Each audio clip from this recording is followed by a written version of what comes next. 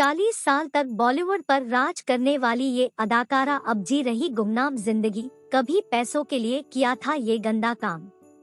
Actress Mala Sinha वैसे तो किसी पहचान की मोहताज नहीं, लेकिन आज गुमनामी की जिंदगी जी रही है।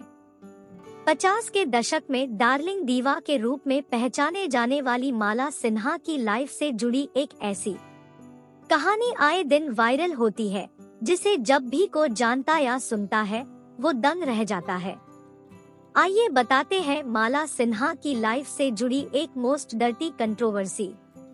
माला सिन्हा, जिसके बाद हुस्न के साथ साथ हुनर भी था, जिसने एक्टिंग के साथ साथ सिंगिंग के लिए भी पैशन था, लेकिन पर्दे पर अदाकारी का जलवा कामय करने के लिए संगीत को कुर्बान कर दिया। 50 के दशक में डार्लिंग दीवा कहलाने वाली माला सिन्हा अपने करियर में ज्यादातर हिट फिल्में दी। 40 साल तक उन्होंने बॉलीवुड पर राज किया। अपने पहले 2 दौर में हाईएस्ट पेड एक्ट्रेस की लिस्ट में शामिल रही, लेकिन इन सब के बाद भी उनके ऊपर एक टैग लगा हुआ था। वो टैग था कंजूस होने का। 11 नवंबर 1936 को नेपाल के एक क्रिश्चियन परिवार में जन्म लेने वाली माला सिन्हा ने बतौर चाइल्ड आर्टिस्ट करियर की शुरुआत की। वो एक बंगाली फिल्म जय वैष्णो देवी में काम की।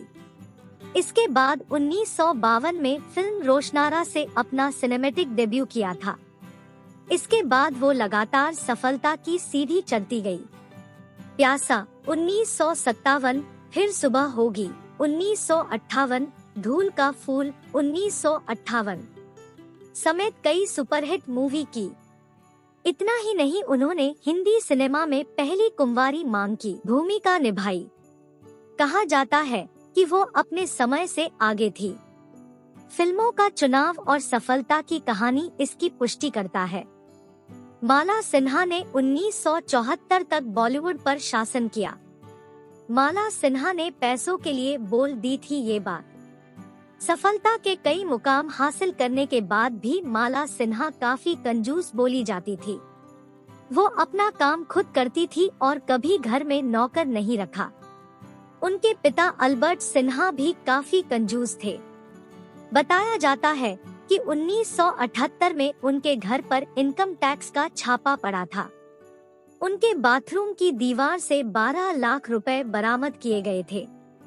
माला सिन्हा पैसों के लिए इस हद तक गिर गई थी कि उन्होंने कोर्ट में कह दिया कि ये पैसे उन्होंने वेश्यावृत्ति करके कमाए हैं। अदाकारा का यह बयान आज भी काफी चर्चा में रहता है।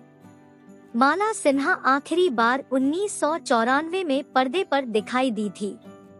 माला सिन्हा बॉलीवुड से नाता तोड़ चुकी है। उन्होंने साल 1994 में आखिरी फिल्म जिद की थी। उनकी बेटी प्रतिभा सिन्हा बॉलीवुड में एंट्री ली थी। राजा हिंदुस्तानी में उनके ऊपर फिल्माया गाना परदेसी परदेसी आज भी लोगों की जुबान पर है, लेकिन वो यहाँ कुछ खास हासिल नहीं कर पाईं।